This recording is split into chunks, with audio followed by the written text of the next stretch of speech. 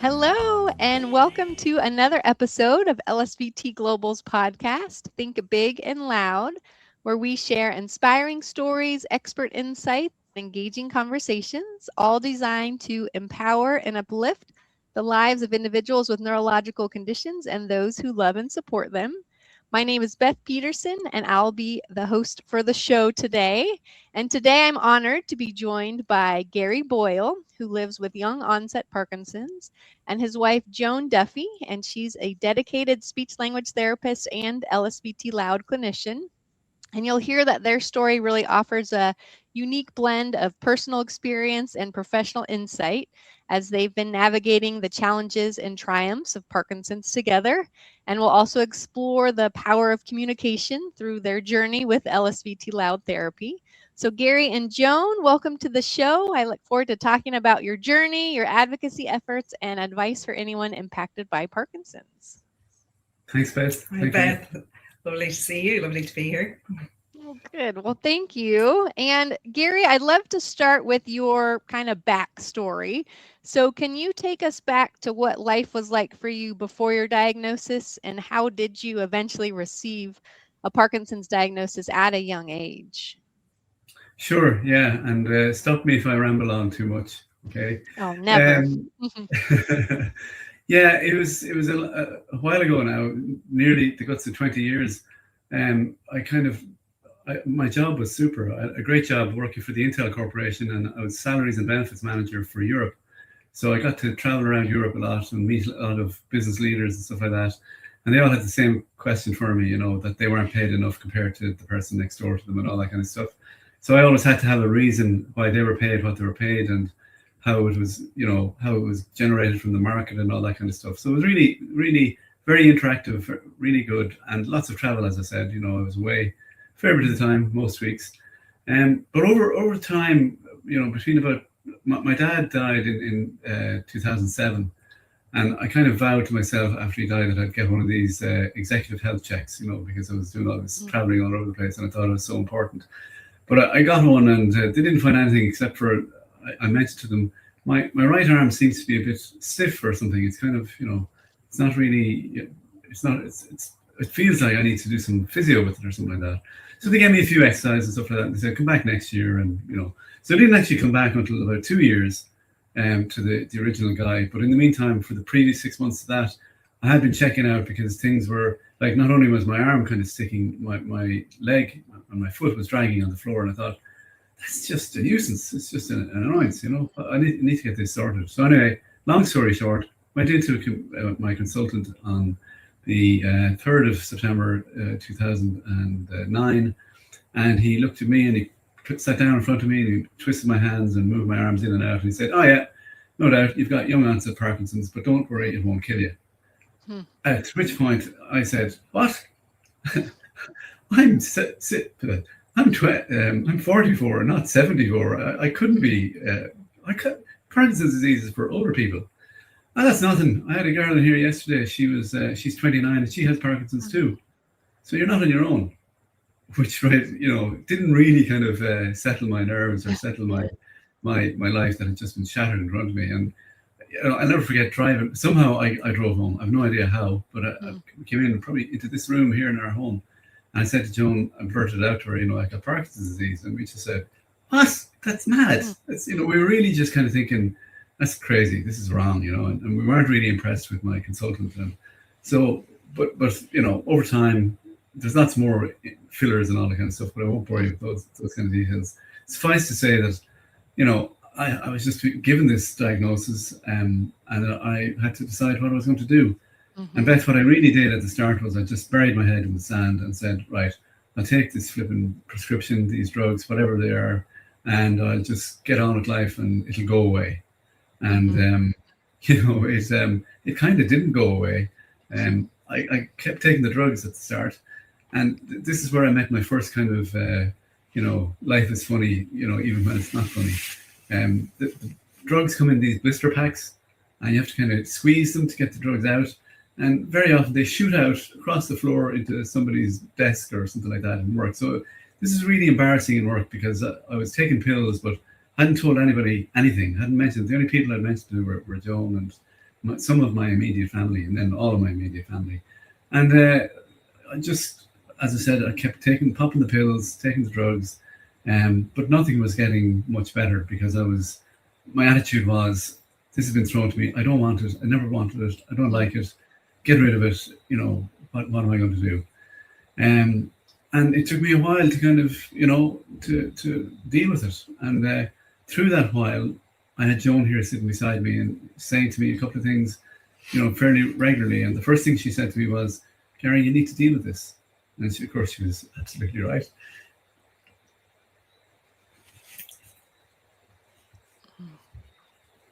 And then she said, you need to speak up, And I said, I am speaking up. I'm very, can't you hear me?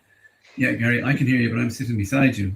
You need to be careful about what's going on when you're not, when I'm not around you, your voice is fading. And Joan has a really good way of, gently telling you to kind of change your behavior, because if you don't, it'll change you, So sometime after that, it was my first introduction, Beth, to LSVT. I did LSVT LOUD, ironically with one of the speech and language therapists in Joan's group. So it was very it was funny, that funny thing again about, life is great and all that kind of stuff. And here I was, under the guidance of Joan going in to do this intensive speech. I mean, I was laughing my head off, and I thought, this is gas, But by golly, was I glad I did that, because it changed my life. In the few short weeks I was there, actually literally the first day I was there, it really opened my eyes and ears to what's possible.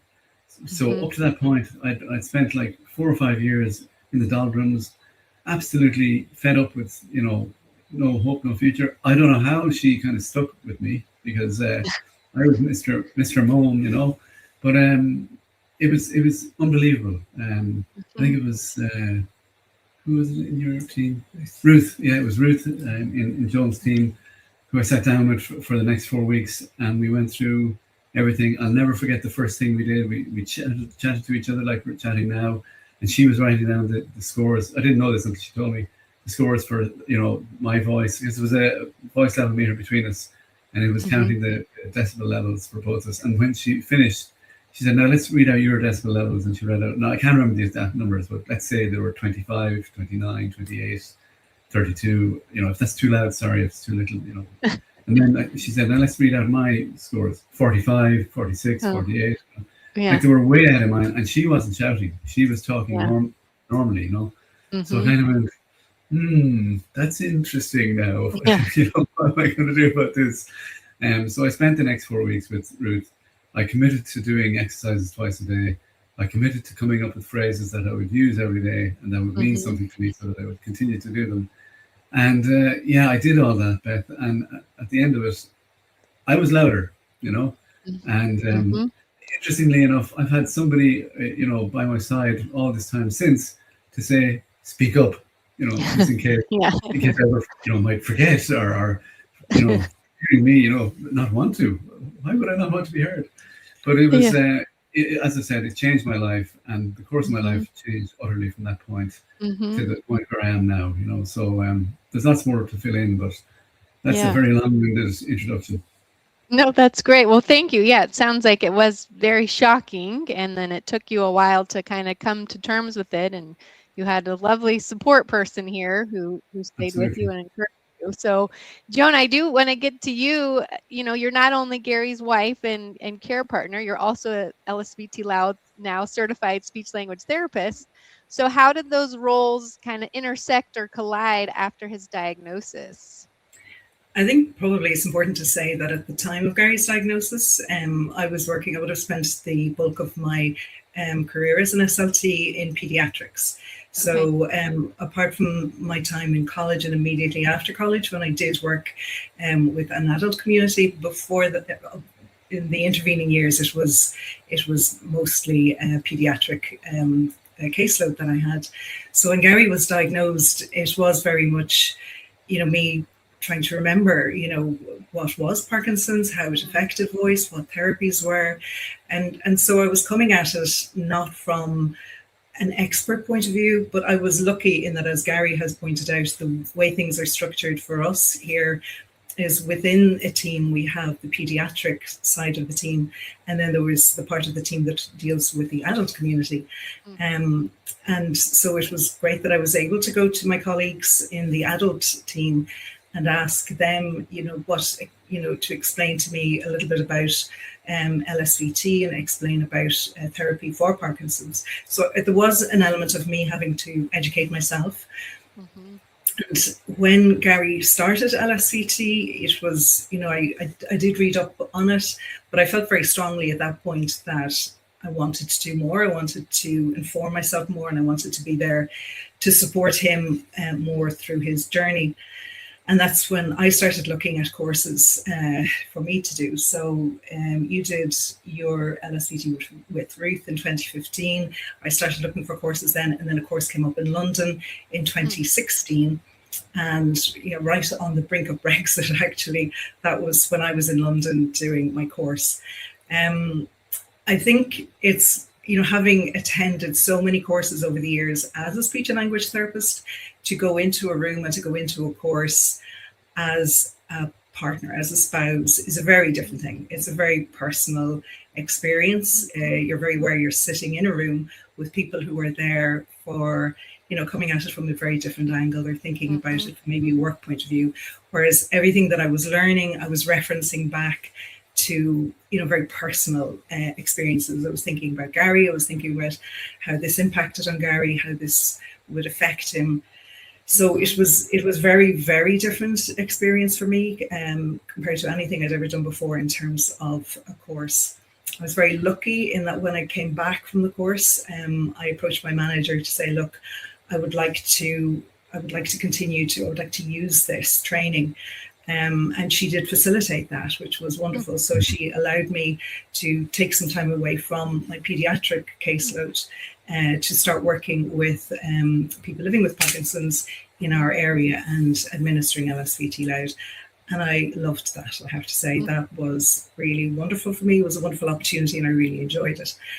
I think I came into it with a very different, having spent years as a speech and language therapist, I think you come into that, with a very personal point of view. You having lived alongside Gary, with Gary, you have a very different perspective on everything, on the challenges, on the things that help, everything about it, even in terms of taking the case history, understanding exactly why you're looking for the information you're looking for. The form that we have at the beginning of the sessions, I would pay a lot of attention to that in terms of, looking at things like your dosages, what medication you're on, when you took it, when you're next going to take your medication, because I knew firsthand what impact that would have in terms of maybe how the session was going to go, how the person was feeling that day. So it definitely had, it was a different lens for me, doing LSVT, having the background that I had was a very different experience, and it was something that I felt very privileged to be able to do. Can I just jump in there? It was something that transformed my life as well. So everything Joan has just said is 100% true, with the realization that I was sitting beside somebody who was, looking after me in so many ways and so many definitions of that term, looking after. And it was just amazing. I mean, I always thought speech and language therapists rock anyway, right? But, this was the first really big kind of push on a multidisciplinary care plan. And this has become really important. And that's part of my advocacy role that I feel I should do, that I owe the community because of the way I've been looked after, is to give that back and say, we need a properly resourced multidisciplinary team for all these neurological conditions. And this is the evidence we have to kind of support that. Well, great. Well, thank you. That was great to hear from both of you on how much LSVT LOUD has shaped both of your lives. It sounds like, from Gary as someone going through it, and then Joan as someone who, was inspired to become certified and then try to get more experience in it and enjoying it. So I'm glad to hear that too. And then have you continued to work with pediatrics Did you go back to that after LSVT Loud, or do you do a mix of both now? I do a mix. I do a mix of both. Currently, I'm now working in private practice because I left the HSE, which is our public health service, a couple of years ago, and I would work mostly with LSVT, and also stammering would be my other area of specialty. So it's been really wonderful to be able to do that, and I think LSVT has. Because I know firsthand, I can see firsthand, the difference that it has made in Gary's life. I think, going back to what Gary said at the start, when he was saying that in 2015, when he first started LSVT Loud with my colleague Ruth, he was going through a very difficult time, I think, at the time, and it was a lot happened in terms of the progression of his Parkinson's, but I think also in terms of there were a few sort of life events that happened around about that time, certain bereavements within the family. There were quite a few things kind of happened, and I think the effect that had on Gary was that he went from being what we know as a very sociable person. I think anybody who knows Gary would say he's a very outgoing, very sociable, ebullient kind of a character. He went from being like center of every conversation to being very withdrawn. I would say like very withdrawn, to the point of maybe not even leaving the house, or not leaving his room for periods at a time. I think the difference then for him in 2015 was he did LSVT Loud, he did LSVT Big. You started, I think that was for me, I think the point where things began to change for you. So you've been living with Parkinson's at that point for quite a number of years, but a lot of that time had been trying to hide the Parkinson's. It was trying to get on with life, expending huge amount of energy on ensuring nobody else saw that he had Parkinson's, that nobody else treated him any differently. But being aware, I think, all of that time that there was something that was now beginning to hold him back, but not being able to address it. I think starting therapy then gives you that impetus to start looking at your life again, to say, no, I'm not a passenger here. This is something that I can actually take a driving seat in. I can do something in terms of turning my life around. I can do something very functional, very simple and very straightforward, because the message behind LSVT is a very simple, straightforward message. And I can do that. I can get involved again. And the impact it has is that I'm part of the conversation again. I can be heard. I have the confidence to talk again. I can be myself again. I'm not a person with Parkinson's that I'm trying to hide, but I am a person living with Parkinson's that has something to offer. And you embraced that role then. And I think that was the turning point for you. So you didn't just start developing louder speech, but you did start, I think you re-engaged with life and with society.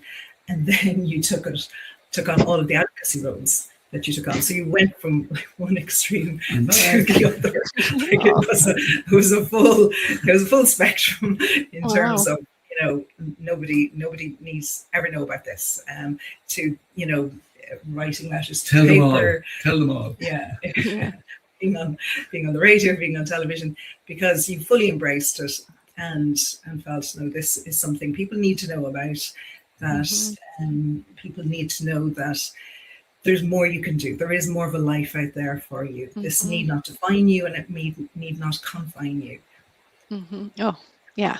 I love so much of what you said. And there's a motto I have that I've heard Gary say about living well with Parkinson's. And it sounds like that was kind of the turning point where you decided, okay, I'm not just going to live with this. I'm going to live well with it. And then I know from my work with Gary how much he inspires others also to, live well with their Parkinson's. And we can get more into your advocacy in a minute, but I think that's so powerful what you're saying, and you see those turning points. So then, Gary, would you say that LSVT Loud was like a turning point or breakthrough moment for you? And then I'd love to hear kind of a real world example of how, your improved communication changed afterwards, and something that occurred to you that you knew, okay, I can take control and and LSVT loud or LSVT big perhaps helped with that. Well, Beth, as you heard Joan say, I was in a place that I didn't want to be, never wanted to be, never thought I could be or would be. And that was like post-diagnosis, but before any kind of intervention that made sense. And I couldn't imagine anything making sense. I couldn't imagine anything changing to rechange me back or whatever. I just thought, why me? Why did I get this? How did I get it? What the heck is going on? This is just so unfair and all this kind of stuff.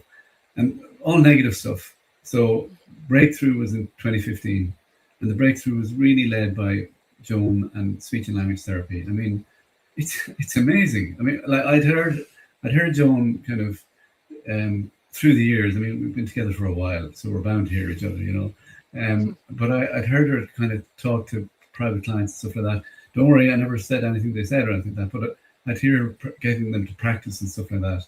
And every now and then I'd ask Joan, I'd say, has there been any kind of changes for anybody? And she said she might have mentioned just kind of off the cuff, well, you remember that person I was seeing for 2 or 3 years? Well, I don't need to see them now for much more, So, real progress, real kind of progress that you can hear and measure and stuff like that. And that's what I experienced as well.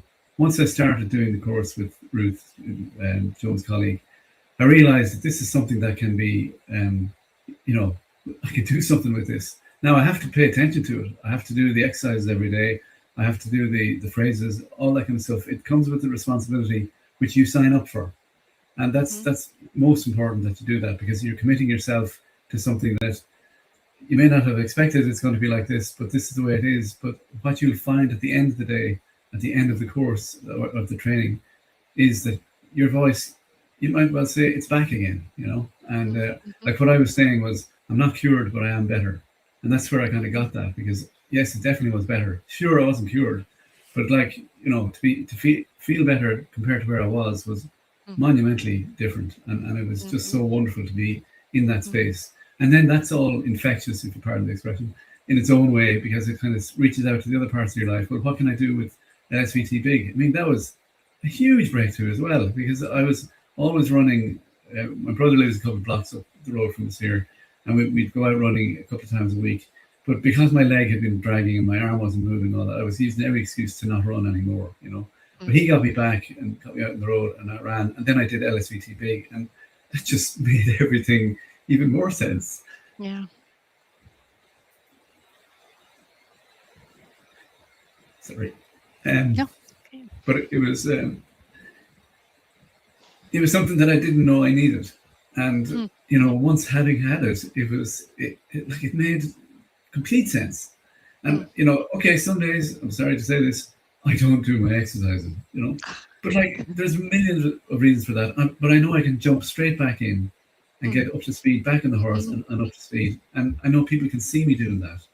And I'm not planning to do this, or I don't do this for my kind of acknowledgement or anything like that. But when I go walking every day, like I try and do 10 or 12,000 steps a day, and I do what I do. But every now and then I bump into a neighbor who says to me, "You're out walking again." Because I think I've met a few of them over the years, and they've been chatting away to me, and they see me kind of out in all weathers, and they're wondering, "What are you doing?" So I've had an opportunity to kind of share the message with them as well. Look, I've got this diagnosis, but it's not the end of the world, and I'm sure as heck not going to let it be the end of the world, and I'm going to make sure that I do everything I can to nail it, and we'll see how that goes. And that's where LSVT Big comes in. It's a reassurance that you can do this, and that's really all a person with Parkinson's needs, to just that they're doing the right thing, they're doing the best they can, and getting on with life. And life is what happens when you're making plans about other stuff, when you're doing exercises about other stuff. So I'm really pleased in that respect, Beth. Would I like to be rid of Parkinson's? Absolutely. I'd love to get rid of the darn thing, but we'll see how that goes in the next couple of years. There may be a few things up our sleeves that we don't know about just yet. Well, I wanted to ask a little bit about the experience of LSVT Loud or LSVT Big. And this could be for both of you. We hear from people that they might be interested, but they worry about the intensity. So I don't know if you could speak to, that intensity. It's 4 days a week for 4 weeks, 1 hour each session. And then we also hear that from clinicians. They worry about, I don't know if my patients will commit to this, or if my, hospital system or wherever they're working will commit to it. So I'm just wondering if you could both offer, kind of the participant side of that, and also the clinician side on what that intensity was like and how you were able to fit that in. Yeah, I think from my point of view, as a speech and language therapist working within the health service, it was definitely a challenge. Again, I was lucky in that the area that I was working in, the manager had committed to following LSVT in its purest form, in its entirety. And I know that is a challenge for therapists because waiting lists are very long in the public sector here in Ireland. So it's fantastic that was enabled. It is a hard sell to, I think, up the management line in terms of the dosage is very, very intense. You've those 16 sessions, 4 sessions a week over 4 weeks.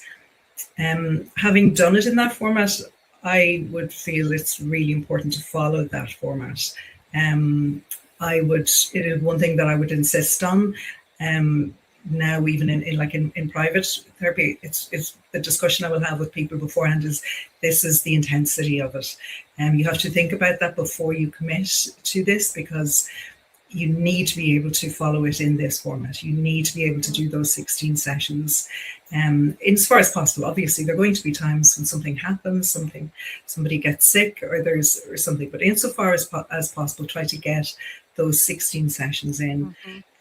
It's a very different way of working for speech and language therapists, and particularly coming from the pediatric background that I had, it's very, very different to work in that way. I enjoyed it, I have to say, and I think you do build on that. I think if you see somebody, 4 days a week over 4 weeks, you really do build on that. There's a sort of a snowballing, cumulative effect. And I think people can see then the progress that is being made rather than going away, coming back a week later, coming back. So you do see it, and it's very structured. The LSVT is so structured in terms of the goal setting. And you've a lot to fit in. Like I personally, I find it hard to get it all into the 1 hour, because there's a lot that you're getting through. I mean, some days obviously you will get through things a little bit more quickly, but there's a lot in it. I think it is important to commit to that, and allow that time, set that time aside, because you do reap the benefits at the end of it. And what I would say to people is, what I'm doing here is I'm teaching you a skill for life. I'm helping you to start thinking about your voice in a very different way. And I would talk to the family members about that too, that this is what we're doing here is showing you what you can do and what it takes in order to achieve that. And sometimes, like what people are doing their first week and they're really struggling with, by the time you get to the last week, they're surprising themselves at just, oh my goodness, look at the decibel level I can reach, or you play back the passage that we would have played them at the beginning of their therapy, and they listen back to it, and always it happens that people kind of go, oh my goodness, and they tend to be terribly critical of themselves in that first passage. You say, no, you weren't. You're being too hard on yourself there. But there is a lot of, it's really rewarding to see, for them to see the difference that they've made by the end of those 4 weeks in a relatively short period of time. When you think about it, it's like 4 weeks, and in 4 weeks you've achieved quite a difference. So in order to keep that going, you do need a kind of, I think, a jump start, I think, to really think about it. I do think that following on from that, and living with Gary and seeing, the impact of this long term, it's really important to have those check-ins as well. It is important to have the group sessions, to have follow-up sessions if you need it. All of those things are important, because nobody is an island, and through the best will in the world, we all lose impetus and we all lose a little bit of motivation somewhere along the way. The group setting is phenomenal in terms of just that support, and people having other people who are going through similar difficulties And the level of competition, I think, that comes into it. True. I would see it, there, that it is that competing against each other to get, how long can I get that going for? It's up to 20 seconds now, I noticed. Whoa, that's impressive. And I don't think you can do that unless you've done the groundwork beforehand, unless you've really made sure that getting that out, you're doing it safely, and that you're not straining your voice, you're not putting too much pressure on, that you're getting it, you're doing it right. And I think if you get that base, that foundation right, then you can go on and do the other things. Yeah, I think that's amazing, everything that you said. And Gary, I actually hadn't realized that it's been over 10 years now since you had LSVT LOUD. So, because I get to see Gary in that Loud for Life class and see his competition and inspiring other participants. And I think that's amazing. Then I love that you say that he had that great foundation, and it's allowed him, I know he practices most days, and then he comes to Loud for Life most Fridays, and he has his check-ins. And I think you're just such a great example of, yes, it's intensive when you have it, but then you, as Joan mentioned, this is a skill for the rest of your life and you have to maintain it, but you're just such a great example of here's what you can do. And I can hear you so easily, during this whole interview. So it's just impressive that over the course of 10 years that your voice it sounds great. Well, there's a couple of things there, Beth, and I think one of the things I learned most recently is that for particularly people with neurological conditions, to be given, like what happens here in Ireland a lot is there's a batch of 6 weeks intensive physio or intensive speech and language or intensive something else, and people are given that. For people with neurological conditions, that actually doesn't really help. I mean, it's great don't get me wrong, I'm very grateful for any course that comes our way and all that kind of stuff. But if you're doing this kind of stop, start model, it's not as good as a continuous, less kind of invasive almost, but a continuous delivery or workout, because your body gets used to that and you work towards that. And I never realized that until actually a couple of physios who were in kind of talking to us in one of the group sessions a couple of weeks ago said that, well, it's great to get these sessions, but we really need something that is, programmed the whole time, because Parkinson's doesn't take a break, that kind of stuff. And I think it's really important that, we emphasize that. But, would I put in jeopardy the idea that we wouldn't get any bunch of the classes as a result? No, I wouldn't. But this is what Joan mentioned earlier about, the National Health Service that she was working for, and then the decision to move away from that. This is part of it. We have to get to a point where we can deliver something that is so impactful, and get as many people delivered to, and then get them to the point where they know they can do it themselves. And I think that is so powerful. Like you can do this when you learn these skills, whether they're speech or big, you can learn them and you have them for life. And that is really fantastic. And it's also just wonderful that you can do that.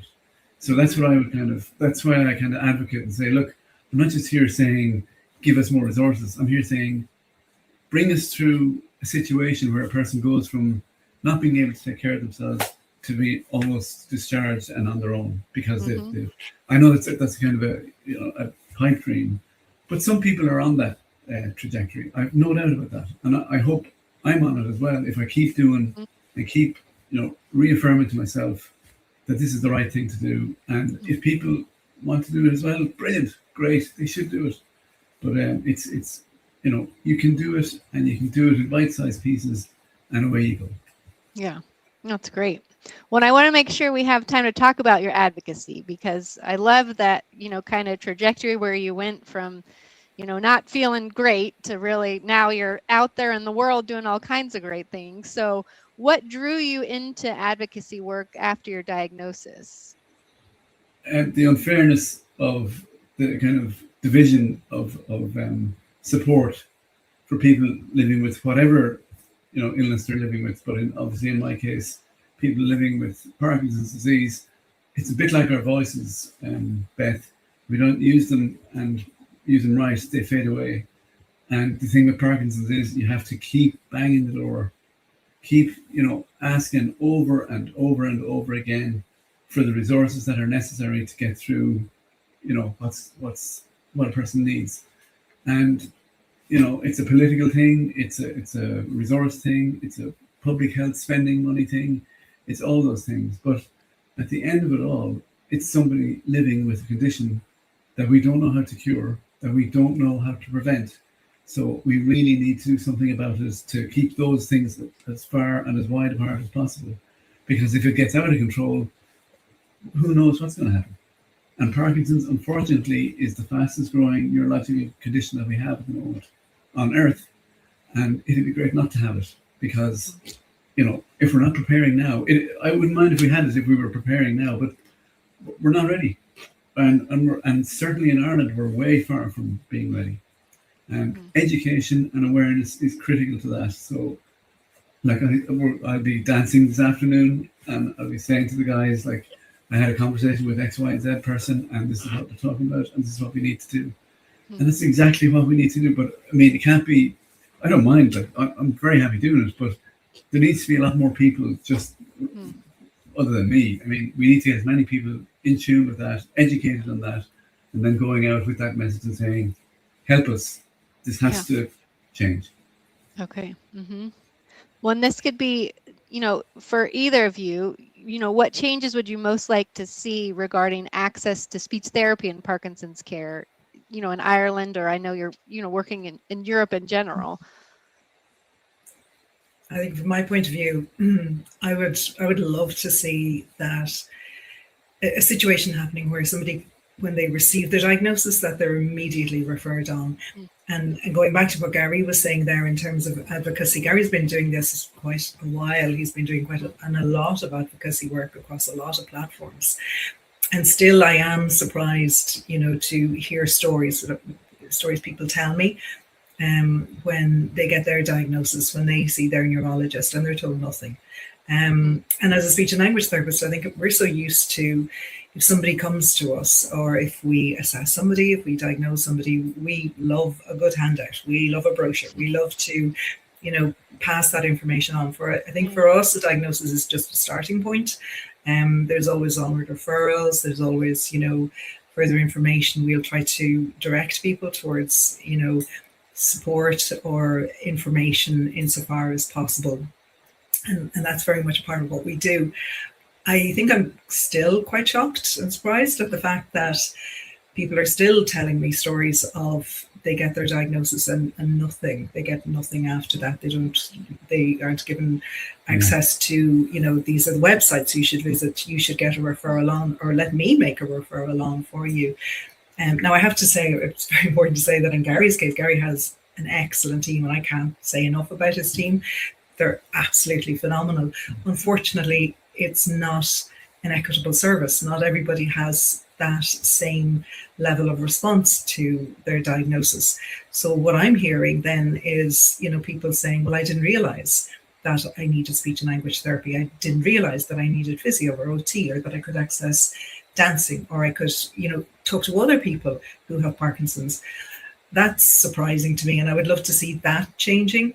And I think even going back to your initial diagnosis, when you, not your current team, but your previous neurologist, who would have said to you, you don't need speech and language therapy. And that message that comes across, because, listening to Gary, he sounded the exact same as he had sounded before he got the diagnosis.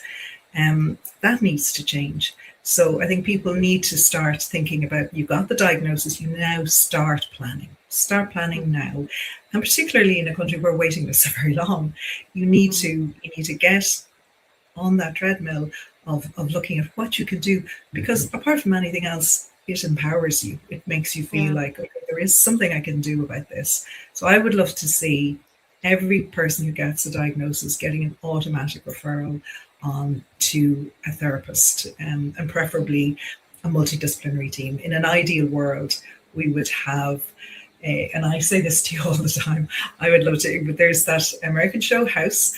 I would love to have that, where you have that immediate access to, all of the professionals you need, that interdisciplinary response. And that includes nutrition, exercise, speech and language therapy, physiotherapy, dancing, social support groups for family members too. All of these things are really important.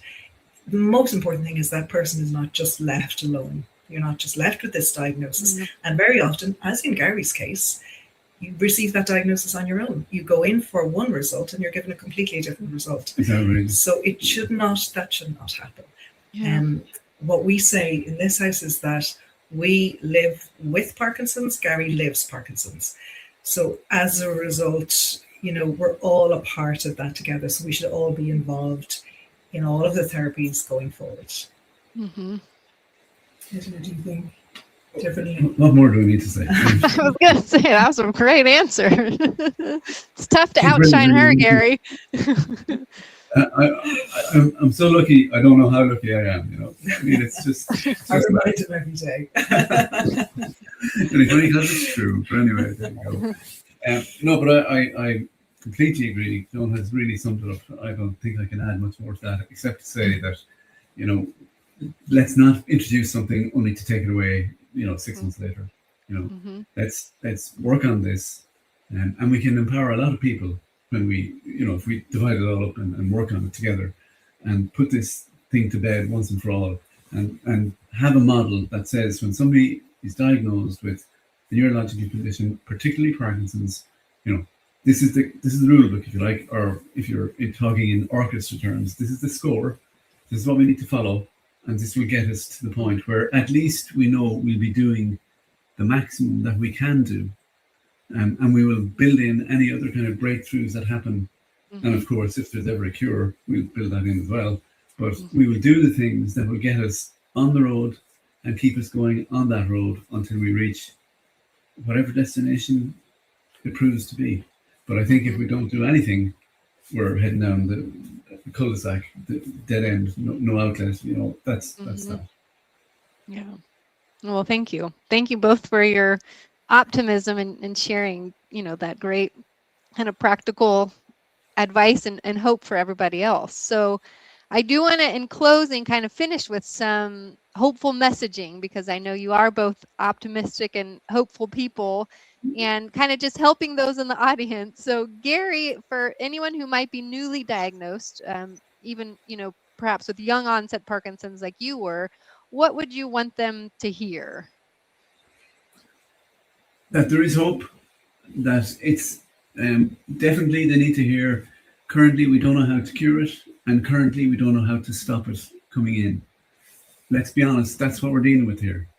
But we're also dealing with the breakthroughs that we've had over the last 200 years, it's a long time, but particularly what's happening now, and the things that we've identified, particularly through LSVT LOUD and LSVT BIG, courses like that are massively important, and people need to get, people who are living with a neurological condition such as Parkinson's need to get on board with that. They need to be brought in and shown this is what can happen to you, and that's your Parkinson's disease, but this is how we're going to treat it, and you own this yourself as well, not in a negative way, but you can do this, you can learn this and do this, and it will take care of this Parkinson's enemy over here, and will push him or her down. It won't eradicate it, because we don't know how to do that yet, but I would rather be on a road dealing with those bumps and those kind of potholes, knowing that I can deal with them, because it's getting better and better through things like LSVT LOUD and LSVT BIG, and we need to make that kind of part of the mainstream. But what I would wish for is, for all kind of conditions, there would always be a multidisciplinary approach to treat whatever the patient or person is going through, and then that there would be courses that they can follow up on themselves, find out all the information they need, not be constrained or strained by the information they're reading, and they see themselves there. It's not the same for everybody. We're all different, even though we're all kind of traveling on the same road together. So reach out, and hopefully your consultant over a very short space of time into the future is going to learn to kind of deliver these messages in the right way, so it doesn't destroy the person from the beginning.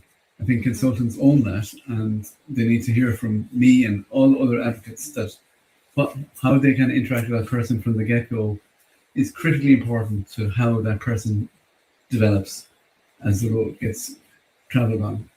Mm-hmm. So there's hope. Absolutely, there's massive amount of hope. Do Mm-hmm. we own some of it? Yes, we do. But we're not alone. And the more we interact with other people and other groups, the better. And that's actually, any consultant will tell you that. The more interaction that your brain has, the better chance it has of, repairing itself and building from there. And I think that's wonderful. But imagine if people didn't know that. I mean, they can Yeah. do that themselves through LSVT LOUD or through any exercise and stuff like that. But imagine there's people in the world who don't know that. Yeah. I think that's a travesty, and that's something I don't want to leave lying around there. I think we all can pick up a little bit of that, put it all together, and get that show on the road, and that's what we have to do. Hmm. I love that. Well, thank you, Gary. And Joan, what would you say to any care partners who might be listening in the audience? I would agree with a lot of what Gary was saying there. And I think if you think of the fabric of life, I think Parkinson's is one thread in that fabric. And I think all of the other things are important too. And we sometimes forget that, because you do, when you're going through everything that you're going through and how it changes over time. But the other parts of that tapestry are, your therapies, but also the other things that we sometimes forget about. And those are the things that are part of life. It is going out, going to the movies, going to the theatre, going, meeting friends, doing things, having the support of family and friends. And all of that is only possible if you feel up to it and if you feel able to do it, through, doing your LSVT and feeling confident enough to go out and do those things. But they're such a crucial part of life. And I think what can happen is that Parkinson's can rob you of that a little bit. It can take that really important part of your life away. So don't let that happen. I think continue to embrace life in all of its formats. Remember that there are other things out there that will enrich your life and add to your life, and continue to do that and embrace those. Find support for yourselves where you need to. Try to meet other people who are living with Parkinson's, try to meet up with maybe other family members who are also living with Parkinson's. I think, and self-compassion is really important. We don't always get it right. I'm a speech and language therapist and I often get it wrong. I'll do things I'm not supposed to do. I have days when I'm tired, I'm busy, whatever. And I have those moments where I was like, oh, I shouldn't have done that. So we all do it. Nobody is infallible. We're all human. So, just, be self-compassionate and forgive yourself for those and just say, I'll do better the next day. But do reach out, on those days when it's all a little bit too difficult. I think that's really important for everybody. Yeah. Wow. Well, thank you. I mean, everything you're saying is so just empowering and inspirational. And I really thank you for taking your time to share the wisdom that you've gained throughout this journey with our audience, because I think you can really take a lot from, what you're saying, that you, and Gary, I love that, living well with Parkinson's. And I think you're just emanating that and showing what can be possible. So I really appreciate you guys sharing, part of your journey with us today. But Beth, don't forget, you're part of the journey too, and all that you've done and that the guys have done. It's been fantastic, really has, and it's something I look forward to every week, every Friday when I meet you guys. But knowing that you're there and understanding the impact that what you've done and what you're doing every day, it's changing people's lives for the better, and that's something really kind of wonderful. And thank you for doing what you do. Oh, well, thank you, Gary. Yeah, I would agree with that. Thanks, Joan. Well, thank you both. I'll go ahead and wrap up and just give some credits, making sure we're giving credit where it's due. So again, a big thank you to Gary Boyle and Joan Duffy for telling us, parts of their story, sharing their wisdom, their optimism, their hope. We really appreciate you being here with us today. And I'm going to put some websites that you guys are associated with. I'll put those in the show notes. So I'm going to make sure I get these right. If I miss any, just let me know. But we have the EOPD .ie for Ireland, so early onset Parkinson's disease of Ireland. And then Parkinson's Europe, which Gary works for with his advocacy work, and then Parkinson's Ireland. And then for those interested in speech language therapy in Ireland, it's the IASLT. And I'll put those links in the show notes so that people can just click directly on them. But just so that people know, those resources will be there. And I also want to point out the theme song. So at the beginning and end of this episode, you're hearing our theme song, Think Loud for Parkinson's. And that's by Kindred Spirit and Leo Sayer. It was a song and video inspired by LSVT LOUD speech treatment and developed to raise awareness for Parkinson's worldwide. It's available for download and streaming on all major music platforms, and proceeds benefit the UK charity Cure Parkinson's. So I'll also put a link to that video in the show notes. I want to thank our production team, CS Design Studios. So they do all the behind the scenes work to make these episodes possible. If you're interested in learning more about LSVT Loud speech therapy or LSVT Big physical or occupational therapy, or if you want to locate therapists in your area, you can visit our website at lsvtglobal.com. And I encourage you to click subscribe wherever you get your podcast so that you never miss an episode. And we look forward to thinking big and loud with you again next time. So thank you for joining us. Thanks a million. Thank you.